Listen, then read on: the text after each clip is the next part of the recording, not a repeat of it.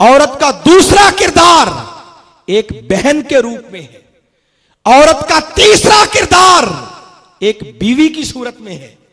औरत का चौथा किरदार एक मां की शक्ल में है। और औरत का पांचवा किरदार दुख्तरे इस्लाम और एक जनरल औरत और खातून होने के नाते से है। इंशाअल्लाह मैं कोशिश करूंगा कि वक्त के अंदर रहते रहते चंद जरूरी बातें इन किरदारों के हवाले से अर्ज करूं। सबसे पहली बात कि इस्लाम ने जो औरत को पहला किरदार अता किया वो एक बेटी की शक्ल में है। उसका किरदार मुतय्यन करने से पहले आइए यह बताता चलूं कि इस्लाम ने बेटी की शक्ल में औरत को कितना ऊंचा मकाम दिया है। अगर पूरी तारीख इंसानी का मुताला करें तो मैं बड़ी जिम्मेदारी से यह बात अर्ज कर रहा हूं कि कायनात इंसानी का कोई मजहब और कोई मुआशरा आज तक बेटी की शक्ल में औरत को वह मकाम नहीं दे सका जो इस्लाम ने एक बेटी को अता किया। कभी इस्लाम से कबल के जमाना जाहलियत का अंदाजा करें जिसका जिक्र कुरान सूरह नहल में करता है। कुरान पाक की सूरह नंबर 16 और उसकी आयत नंबर 58 और 59 अल्लाह रब्बुल इज्जत ने उस कभी रस्म का जिक्र यहां पर किया जो जमाना जाहलियत में पाई जाती थी। फरमाया वाइजा बुश्शिरा अहदुहुम बिल उनसा ज़ल्ला वजहुहु मुस्वद्दन। फरमाया पहले के हालात ये थे कि अगर किसी के घर बेटी पैदा हो जाती और उसे खबर दी जाती कि अल्लाह ने तुझे बेटी दी है तो फरमाया ये खबर सुनकर उसके चेहरे पर स्याही छा जाती। वाह वाह कजीम, और अंदर ही अंदर वो गुस्से से भर जाता। अगली आयत में फरमाया यतवारा मिनल कौम मिन सूइम मा बुश्शिरा बिही।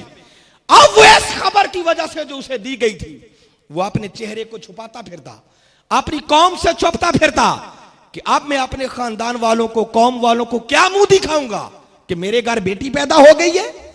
अयम से कहू अला हुनन अम जो दुस्सहु फित तुराब। अंदर ही अंदर वो प्लानिंग करता कि अब दो ही सूरतें हैं, या तो इसे जिंदा रख के सारी जिंदगी जिल्लत में बसर कर दूं या फिर इसे जिंदा दरगोर कर देना चाहिए। यह हालत थी मुआशरे की कि अगर बेटी पैदा हो जाती तो उनके चेहरे स्याह हो जाते, कौम से मुंह छुपाते फिरते। और आज अगर हम अपना एनालिसिस करें तो शायद उस जमाने जहलियत में पाई जाने वाली वो कभी रस्म आज भी हमारे अंदर चली आ रही है, उसके असरात आज भी दिखाई देते हैं। आप कभी जायजा ले लें, आज जब हमारे यहां भी बेटी पैदा होती है तो शायद हमें वो खुशी नहीं होती जो बेटे के पैदा होने पर होती है। इस्लाम ने इस कबीर रस्म का खात्मा किया और कुरान पाक के ये कलिमात नाजिल फरमाकर बहसियत बेटी औरत का मकाम वाज़े कर दिया। फरमाया वाइजल मऊदा तो सोइलत बिअय्यिज़म बिन कुतिलत। फरमाया डरो उस दिन से जिस दिन वो जिंदा दरगोर की जाने वाली बेटियों को खड़ा किया जाएगा और उनसे पूछा जाएगा कि बताओ तुम्हें किस गुनाह के बदले इन्होंने कब्रों में जिंदा दफन कर दिया था। ये आयात नाज़िल फरमाकर अल्लाह रब्बुल इज्जत ने इस कबीर रस्म का भी खात्मा किया और औरत का मकाम बहसियत बेटी वो भी वाज़े और नुमाया कर दिया। जब किसी के यहां बेटी पैदा हो और कोई नागवारी का इजहार करे तो आपको मालूम है बड़ी उम्र की खवातीन ऐसे मौका पर कहा करती हैं ऐसा ना करो, ये बेटी अल्लाह की रहमत होती है। याद रखें, बेटी को अल्लाह की रहमत करार देना यह किसी खातून का कौल नहीं है। बेटी को अल्लाह की रहमत खुद ताजदार कायनात सल्लल्लाहु अलैहि वसल्लम ने करार दिया। मेरे आका ने फरमाया अल बनून नेमतुन वल बिनातु रहमतुन। फरमाया सुन लो, अगर बेटे अल्लाह की नेमत हैं तो बेटियां खुदा की रहमत है। मेरे आका ने यह इरशाद फरमाकर फिर बेटी के मकाम और मर्तबा को वाज़े कर दिया, बेटी को आंखों की ठंडक करार दिया। मेरे आका ने इरशाद फरमाया अगर किसी शख्स को अल्लाह ने 2 बेटियां दी या 3 बेटियां दी और उसने उनकी परवरिश की, अच्छी तालीम और तरबियत की और उनको उनके घर वाला बना दिया तो फरमाया 2 या 3 बेटियों की परवरिश करने वाला क़यामत वाले दिन मेरे साथ यूं होगा जैसे 2 उंगलियां होती हैं। फरमाया उसको जन्नत में जाने से कोई नहीं रोक सकता। किसी ने आगे बढ़कर अर्ज किया आका जिसको अल्लाह ने एक ही बेटी दी मेरे आका ने फरमाया जिसने उसी की परवरिश की, तालीम और तरबियत की, उसे अपना घर वाला बना दिया, अल्लाह उसे भी यही अजर अता फरमा देगा। ये इरशाद फरमाकर मेरे आका ने बेटी के मकाम और मर्तबा को वाज़ेह किया। ताजदारे कायनात सल्लल्लाहु अलैहि वसल्लम ने फरमाया सव्वू बैना औलादिकुम फिल अतिया, फरमाया लोगों तहाइफ और अतियात की तकसीम में अपनी औलादों में बराबरी किया करो। और आगे फरमाया कि अगर मैं किसी को किसी पर फजीलत देता तो बेटियों को बेटों पर फजीलत अता करता। यह ताजदारे कायनात सल्लल्लाहु अलैहि वसल्लम का फरमान है। साथ ही साथ हम जरा अपने हालात का जायजा लें कि आज हम अपनी बेटियों के साथ क्या सलूक करते हैं।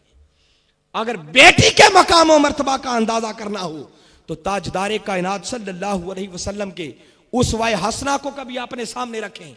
सैयदा कायनात फातिमा ज़हरा रज़ी अल्लाह ताला अन्हा जब कभी अपने बाबा से मिलने आती, हमारे आका अपनी मसनद से खड़े होकर सैयदा कायनात का इस्तकबाल करते, मरहबा कहते, उनके हाथों पर बोसा देते और सैयदा कायनात को खुद अपनी मसनद पर बिठा देते। ये हमारे आका का सलूक बेटी के साथ था। और उमर फारूक रज़ी अल्लाह ताला अन्हो फरमाते हैं, वैसे तो सहाबा किराम का यह मामूल था कि जब कभी वो आका से बात करने लगते तो बात करने से पहले यह कहते फिदा का अबी व उम्मी या रसूल अल्लाह सल्लल्लाहु अलैहि वसल्लम, आप पर मेरे मां बाप कुर्बान हो। यह बात करके फिर अगली बात कहते।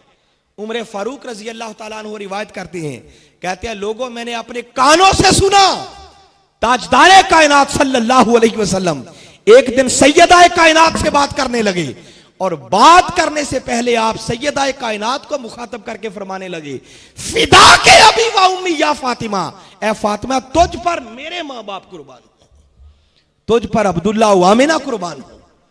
यह ताजदारे कायनात सल्लल्लाहु अलैहि वसल्लम का हुस्न सलूक बेटी के साथ, इस्लाम ने जो बेटी का मकाम अता किया है इसको बड़ा नुमाया करके हमारे सामने रख देता है।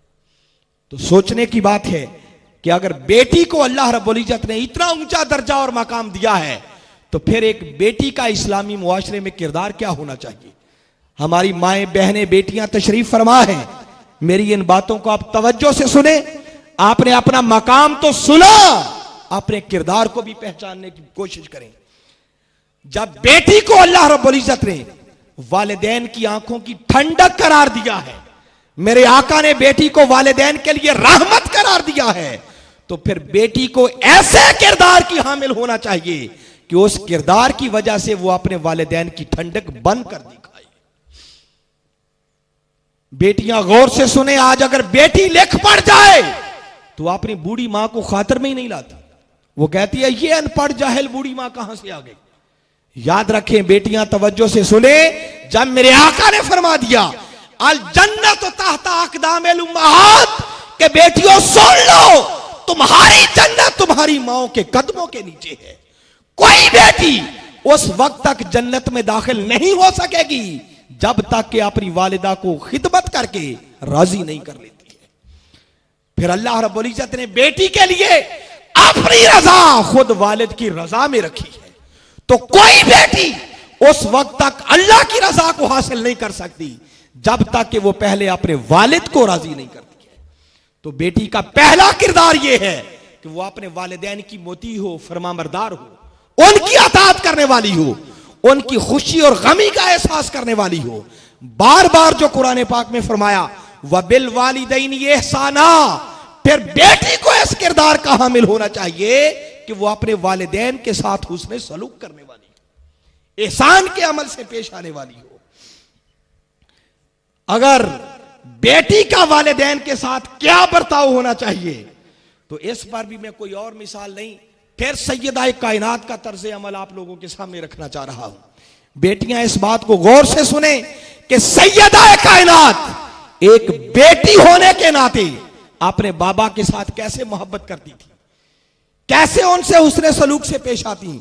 जहां मेरे आका उनके साथ ये मोहब्बत करते, सैयदा कायनात का आलम यह था, कसीर रिवायात मौजूद हैं कि जब कभी ताजदारे कायनात सल्लल्लाहु अलैहि वसल्लम तशरीफ लाते तो सैयदा कायनात अपनी जगह से खड़े होकर अपने बाबा का इस्तेकबाल करती, वो अपने बाबा के हाथों पर बोसे देती, मरहबा कहती और खुद अपनी मसनद पर बिठा देती।